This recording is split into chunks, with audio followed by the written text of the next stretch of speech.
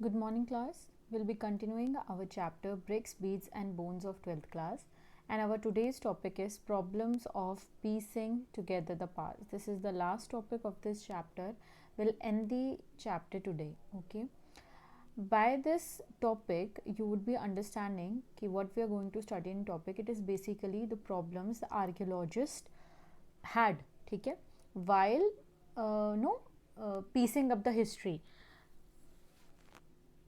I actually told you that Harappan script is basically undeciphered. What that means is अभी तक हमें नहीं पता लगा है कि वो जो साइंस वो लिखते थे, वो जो स्क्रिप्ट यूज़ करते थे, उसका क्या मतलब था. ठीक है. तो basically archaeologist have no other option, they had to go for material evidences. Now what is material evidences? Basically the things that people used and were found later during the excavations like pottery, tools, ornament, ठीक है, household objects, ये सब चीज़ें ये material evidence है. ठीक है. जैसे पॉटरी उनकी आर्ट का एक काइंड ऑफ प्रूफ है. देन टूल्स क्या हो गया, वो क्या क्या चीज़ यूज़ करते थे. ऑर्नामेंट्स वो क्या चीज़ पहनते थे. इन सब से उनके एक पास्ट को हमने कलेक्ट करके हम पढ़ रहे हैं बेसिकली.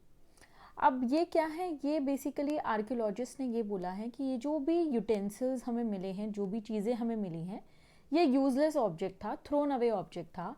क्योंकि जो हड़प्पन्स थे वो रिसाइकिल में बिलीव करते थे. तो जो एक्चुअली उन्होंने चीज़ें यूज़ कर रखी होंगी वो मिट्टी के नीचे कई बहुत होडेड का मतलब होता है जिसमें लेयरिंग ऑफ सॉइल और लग जाती हैं. ठीक है, वो हो गया है. तो अब बेसिकली हमारा इसमें टॉपिक है classifying the finds. Okay, what is classifying finds. हम जो आर्कियोलॉजिस्ट है वो बेसिकली 2 टाइप से क्लासिफिकेशन करते हैं जो भी उनको चीज़ें मिली हैं उनका. Okay, first is classification in terms of material, second is classification in the terms of function. Now what is classification in terms of material. Basically product जो उनको मिला है वो किस टाइप का है, स्टोन से बना है, क्ले से बना है, मेटल से बना है, बोन से बना है या आइवरी से बना है. ओके, और कहाँ मिला था. ड्रेन्स में मिला है, रिवर के पास मिला है, ठीक है, घरों में मिला है, या फिर पिरामिड्स के अंदर मिला है, या बरियल्स में मिला है. ये सब चीज़ों से एक क्लासिफिकेशन हुई है. Then classification in the terms of function. Basically archaeologist have decided whether the artifacts, ठीक है, फाउंड वर टूल्स. क्या वो टूल्स थे. टूल्स की मतलब काम करने के लिए यूज़ होते थे, ऑर्नामेंट्स ज्वेलरी की तरह यूज़ होते थे, या फिर दोनों के लिए तरह यूज़ होते थे. और क्या उनका रिचुअल से कुछ रिलेशन था, मतलब फंक्शन क्या था, काम करना. ठीक है, क्या काम में वो आते थे. इस 2 बेसिस पे आर्कियोलॉजिस्ट ने चीज़ें क्लासिफाई करी हैं. ओके, अब क्या है, the functions of artifacts is often shaped by it resemblance with the present day. देखो, हमेशा जो आर्कियोलॉजिस्ट हैं, ओके, अगर मुझे कोई चीज़ अभी पता है तभी मैं उसको पास किया और मुझे सेम चीज़ मिल गई. जैसे सपोज अगर मैंने यहाँ पे पॉट देखा ही नहीं होता और मुझे वहाँ पे हड़प्पा में एक्सकावेट करके मुझे पॉट्स मिलते तो मैं उनको रिलेट नहीं कर सकती थी. लेकिन मुझे कुछ सेम स्ट्रक्चर मिला जो मैं अभी यूज़ कर रही हूँ, तो मैंने उसको रिलेट करा है और फिर मैंने उसको एक नाम दे दिया है. ठीक है, तो उन्होंने क्या करा है, जो भी आर्कियोलॉजिस्ट हैं उनको प्रेजेंट डे से रिलेट करा है जो भी चीज़ें उन्हें मिली हैं, ताकि जो इन्वेस्टिगेशन है, ठीक है, वो थोड़ी इजी हो जाए उनके लिए और उनको जोड़ने में प्रॉब्लम ना आए history. Okay, next I am reading this line. They also find the functions of artifacts by investigating the context in which it was found. जैसे इंस्क्रिप्शंस में कहीं अगर किसी चीज़ के बारे में लिखा हुआ है, किसी आर्टिफैक्ट्स के बारे में लिखा हुआ है, तो उन्होंने वो कंटेक्स्ट भी देखा है. ठीक है, इन्वेस्टिगेट करते हुए और फिर उनको ये क्या करा है, पूरा मिक्स मैच करके चले हैं वो पूरा. ठीक है, अब क्या है, sometimes archaeologist have to take resource to indirect evidences. अभी देखो कभी कभी क्या हुआ, प्रॉब्लम ये हुई कि जैसे उनको कॉटन के एविडेंसेस मिले हैं वहाँ पे. ओके, कॉटन के एविडेंसेस तो मिले लेकिन कॉटन तो डी के हो गई होगी, तो उनको इनडायरेक्टली एविडेंसेस पे वो लोग, जैसे मैं आपको कैसे बता रही हूँ कि कॉटन मिले हैं, कॉटन के एक सपोज वहाँ पे खेती होती होगी तो उनको कुछ एविडेंस मिला है कि कॉटन यहाँ पे होता था, लेकिन जो क्लोथ्स होंगे वो अब तक डिकम्पोज हो गए होंगे, वो तो प्रॉपरली नहीं मिले होंगे. तो इन्होंने, जैसे मैंने आपको प्रीस्ट किंग की एक पिक्चर दिखाई थी, प्रीस्ट किंग में उन्होंने एक ड्रेस पहना हुआ था, जो मैं दिखाती हूँ, ये वाली पिक्चर देखो, ये इसमें मैंने आपको बताया था कि इन्होंने ये ड्रेस पहनी हुई थी. तो इससे पता लगता है कि ये लोग क्या करते थे, कपड़े का यूज था, लोग मटेरियल यूज करते थे, ठीक है। तो ये एक एविडेंस है कि कॉटन यूज होता था, तो ये इनडायरेक्ट एविडेंस है। ओके, अभी तक मैंने आपको क्या बताया है कि जो हरप्पन था, हरप्पन स्क्रिप्ट थे, ठीक है, वो अनडेसिफर्ड है, तो उनको मटेरियल एविडेंसेस पे जाना पड़ा आर्कियोलॉजिस्ट को। Now after searching for the material evidences they were classified into two types, first on the basis of material, then on the basis of function. Material is basically कि वो किस चीज से बने हैं, स्टोन से बने हैं, क्ले से बने हैं, मेटल से बने हैं और किसी और चीज से बने हैं। देन उनका फंक्शन क्या है, क्या वो टूल्स की तरह यूज होते थे, क्या वो ऑर्नामेंट की तरह यूज होते थे। ओके, और द मोस्ट इंपॉर्टेंट थिंग, जो आर्कियोलॉजिस्ट हैं उन्होंने पास्ट को रिलेट करा है प्रेजेंट डे से, एंड कभी कभी उनको इनडायरेक्ट एविडेंस भी लेने पड़े हैं ताकि वो प्रॉपरली अपने जो फाइनल उनका कंक्लूजन है वो निकाल सके। ओके, अब क्या है बेसिकली हमारा जो टॉपिक है, ये है archaeologist have to develop frame references. इसको छोड़ो, जैसे बेसिकली ये है कि सबसे पहले हरप्पन सील्स जो मेसोपोटामिया में फाउंड हुई थी, ठीक है, वो डिस्कवर नहीं हो पाई थी, उसका कोई पता नहीं लगा पाया थी कि वो क्या है। तो ये बहुत नेसेसरी है चीज़ों को रिलेट करना। जब इंडिया में हरप्पन सिविलाइजेशन को फाउंड किया तब जाके मेसोपोटामिया में पता लगा कि अच्छा ये तो ये वाली सील्स थी। तो ये ऐसे चलता है, ये पूरा हम एक सिंक्रोनाइज वे में चलता है, ठीक है। हर चीज को लिया जाता है, फिर उनको चीजों को मतलब बेसिकली समेट के फिर उनको रिलेट किया जाता है, ठीक है। अब नेक्स्ट है प्रॉब्लम ऑफ इंटरप्रिटेशन। इसका मैं आपको ब्रीफ बताऊंगी, ये बहुत इंपॉर्टेंट टॉपिक है। सीधा क्वेश्चन आता है कि what were the problems of interpretation, ठीक है, 8 मार्क्स का। अब बेसिकली सबसे ज्यादा प्रॉब्लम जो इंटरप्रिटेशन में आई है हरप्पन टाइम में आर्कियोलॉजिस्ट को, that is because of the religious practices, ठीक है। उनकी क्या रिलीजियस प्रैक्टिसेस को रिकंस्ट्रक्ट करना was the main problem for the archaeologist of Harappan civilization, ठीक है। तो बेसिकली हम यहाँ पे 5 चीजों की बात करेंगे जो बहुत जरूरी है, जिसको आपको अपने दिमाग में बिल्कुल बिठाना होगा। सबसे पहले, जो भी चीज हरप्पन्स को जो भी चीज आर्कियोलॉजिस्ट को अनफेमिलियर और अनयूजुअल लगी, जैसे पॉट है, पॉट यूज होता है वो फेमिलियर है, ठीक है। क्लोथ्स है, क्लोथ्स यूज होते हैं, फेमिलियर है। लेकिन कुछ मैं आपको ऐसी चीजें दिखाऊंगी अभी जो कि बहुत डिफरेंट थी, तो उन्होंने उसको रिलेट करा है किसके साथ, कि ये शायद इनकी रिलीजियस प्रैक्टिसेस में यूज होता था। ओके, सबसे पहले है मदर गॉडेस, ठीक है। ये एक टेराकोटा की फिगर है विमेन की, ज्वेलरी पहन रखी है और हेड ड्रेसेस पहन रखे हैं इन्होंने, ठीक है। पिक्चर देखते हैं, देखो मदर गॉडेस मिली है। सबसे पहले देखो प्रॉब्लम क्या है, ये एक मदर गॉडेस का स्टैच्यू मिला जो कि बाकी चीजों से डिफरेंस था, तो आर्कियोलॉजिस्ट ने ये नाम दे दिया कि शायद ये मदर गॉडेस होंगी, ठीक है। पिक्चर देखो, हेड गियर है, ज्वेलरी है, देन एक अलग फॉर्म ऑफ ड्रेसिंग सेंस है इनका, ठीक है, इसलिए इनको नाम दे दिया mother goddess. Okay, then priest king का मैंने आपको पिक्चर ऑलरेडी दिखा दिया था। प्रीस्ट किंग क्या था, प्रीस्ट किंग इज बेसिकली एक पर्सन जो कि या तो प्रीस्ट था या तो किंग था, श्योर नहीं है। और देखो ये जो आर्कियोलॉजिस्ट ने अपनी इंटरप्रिटेशन करी है ये बिल्कुल गलत भी हो सकती है, जरूरी नहीं है कि ये बिल्कुल सही हो, ठीक है। अभी हम एक एग्जाम्पल पढ़ेंगे जिसमें इनकी इंटरप्रिटेशन गलत हुई है, ठीक है। अब देखो स्ट्रक्चर ऑफ ग्रेट बाथ मिला है, fire alters. What is fire alters, fire alters होता है जैसे हवन करने का कुंड। ये देखो, ये आप यहाँ पे देखोगे, ये हवन करने का कुंड बना हुआ है, इधर भी हवन करने का ये बना हुआ है, तो ये भी वहाँ पे हरप्पन सिविलाइजेशन में मिले हैं। तो आर्कियोलॉजिस्ट ने ये अज्यूम करा है कि शायद यहाँ पे कुछ रिलीजियस प्रैक्टिसेस होती हो, हवन होती हो, जैसे ग्रेट बाथ में उन्होंने बताया था कि वो एक रिचुअल बाथिंग प्रोसेस था जब लोग आते थे, ठीक है। नेक्स्ट यूज हुआ है यूनिकॉर्न वाला सील, ठीक है।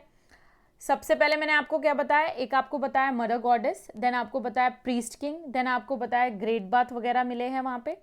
देन एक देखो, या तो सील्स पे बेसिकली रिचुअलाइज ऐसे करके बोला है कि वो यूज होता था, चीज जो भी सिंबल लेते थे वो ऐसा होता था जो उनको बहुत ही क्लोज हो, जो उनके यूज में आ रहा हो। तो या तो वो प्लांट मोटिव होते थे, किसी प्लांट की इमेज होती थी, या फिर वो किसी एनिमल की होती थी। तो एक मिथिकल एनिमल हर सील्स में ज्यादातर मिला है, दैट वाज यूनिकॉर्न, ठीक है। तो आर्कियोलॉजिस्ट का ये मानना है कि शायद इस यूनिकॉर्न को वो पूजा करते थे, ठीक है, रिलीजियस, क्योंकि और कोई प्रूफ नहीं मिला, ये एक मिथिकल अटेम्प्ट है बताने का बाय द आर्कियोलॉजिस्ट कि शायद वो लोग, या तो होता भी होगा उस टाइम पे, वी नेवर नो, ओके, ना कंक्लूजन दे रखा है ना कुछ इसका प्रूफ है। नेक्स्ट है प्रोटोशिवा, ठीक है। What is प्रोटोशिवा? प्रोटोशिवा एक ऐसी सील्स मिली है, एक सील मिली है जिसमें एक पर्सन है जो कि पूजा, मतलब ऐसे आसन लगा के बैठे, दिस इज प्रोटोशिवा, ठीक है। What is this? Protoshiva, okay. ये पर्सन है, यहाँ पे ये बैठे हुए हैं, इसके चारों तरफ जो आप देख रहोगे एनिमल्स की फिगर है, ठीक है। इसको रिलेट किया हुआ है कि शायद ये लोग शिव की पूजा करते थे, ठीक है। लेकिन हम अभी पढ़ेंगे इसके बारे में, जो मैंने बोला है कि आर्कियोलॉजिस्ट की थ्योरी गलत हुई है वो इन्हीं के बारे में है, प्रोटोशिवा के बारे में है, okay. Then conical stones use होते थे, जो कोनिकल स्टोन्स यूज होते हैं वो मैं आपको फोटो दिखाती हूँ, ये वाली, ये पिक्चर है, ये कोनिकल स्टोन्स यूज हुए हैं, इनको नेम दिया है आर्कियोलॉजिस्ट ने लिंगास, ठीक है। लेकिन ये जरूरी नहीं है कि ये लिंगास ही हो, ये गेम्स के लिए भी यूज कर सकते हैं वो लोग, ठीक है। तो दिस इज नॉट श्योर। अब ये बेसिकली प्रॉब्लम्स ऑफ इंटरप्रिटेशन है जो आर्कियोलॉजिस्ट को आई थी, that was mainly related to religious practices, okay. अब क्या है, एक इनकी थ्योरी जो गलत हुई है वो एक्सप्लेन करती हूँ मैं आपको। ये जो प्रॉब्लम्स है देखो, ये अराइव क्यों हुई, क्योंकि जो आर्कियोलॉजिस्ट है they have gone from known to unknown, ठीक है। अब जैसे लिंगा है, लिंगा की हमें शेप, शिवलिंग की हमें शेप पता है, वैसे ही हमें कोई शेप हड़प्पन सिविलाइजेशन में मिल गई तो उन्होंने इसको इससे रिलेट कर दिया है, वो गलत भी हो सकती है। हमेशा वो जो आर्कियोलॉजिस्ट है वो कैसे गए हैं, known to unknown and present से पास्ट को रिलेट करा है, ठीक है।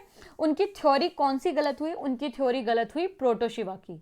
प्रोटोशिवा की क्या थ्योरी गलत हुई ये आप देख रहे हो, देखो हमारा सबसे एंशियंट जो बुक है या हमारे धर्म का रिलीजियस टेक्स्ट है हमारी, दैट इज ऋग्वेद। ऋग्वेद में एक गॉड का नाम दे रखा है जिसका नाम है रुद्र, आपने सुना होगा रुद्र। और उसको बाद में जो पुराने हमारे ट्रेडिशंस है उसमें नाम दिया हुआ है शिवा का, ठीक है।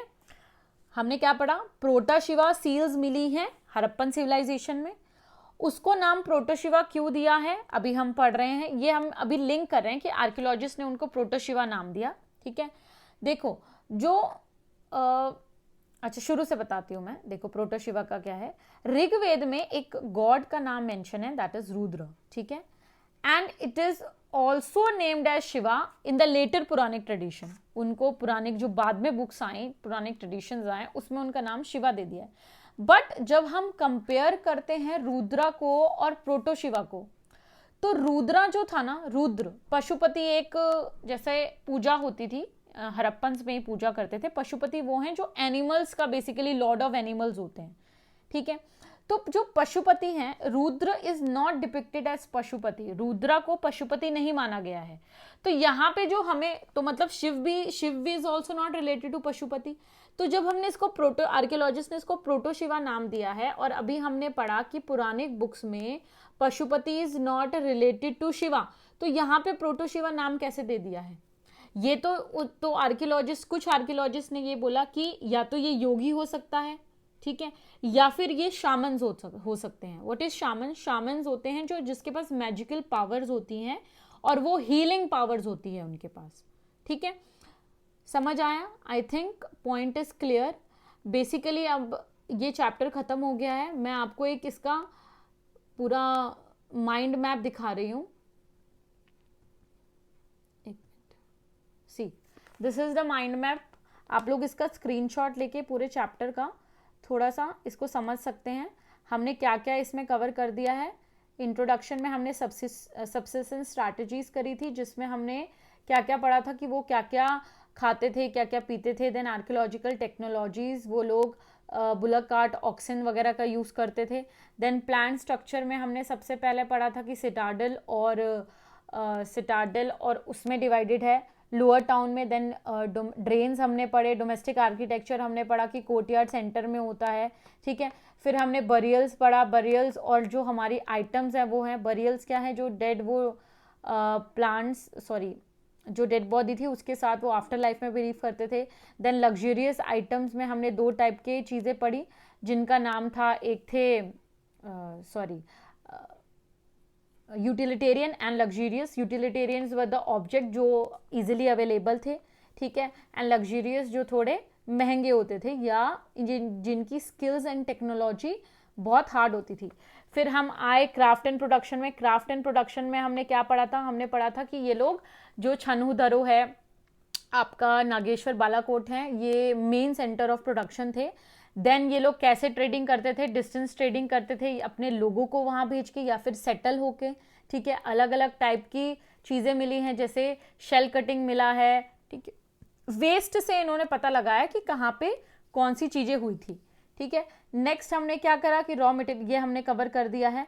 देन हम आए हैं यहाँ पे discoveries of Harappan Cunningham confusion. मैंने आपको बताया था Cunningham was the first director general of what?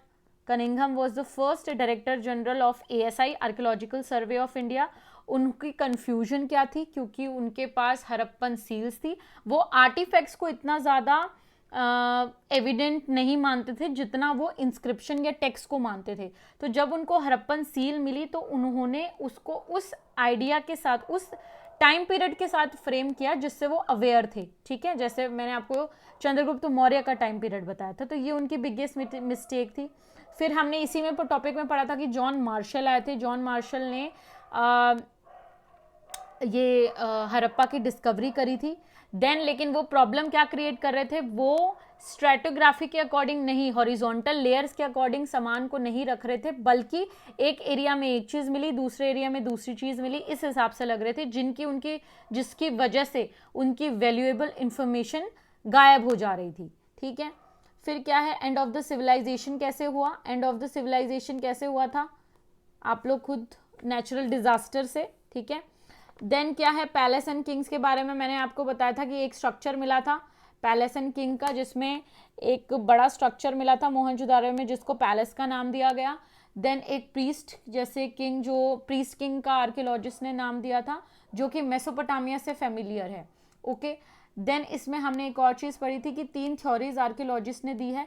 वो कौन कौन सी थ्योरीज हैं? वो बेसिकली थ्योरीज में आता है कि पहला जो पैलेस था, वो जो मोहनजोदारो, बेसिकली जो हरप्पा है, उसमें कोई भी किंग नहीं था, सब लोग इक्वल स्टेटस इंजॉय कर रहे थे।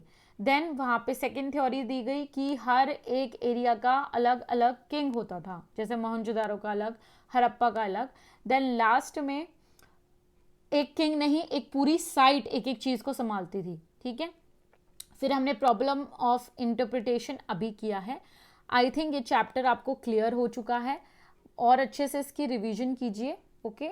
ये माइंड मैप मैंने आपको बता दिया है पूरा, ये है पूरा माइंड मैप, आप लोग इससे रिवाइज कर सकते हैं। Thank you.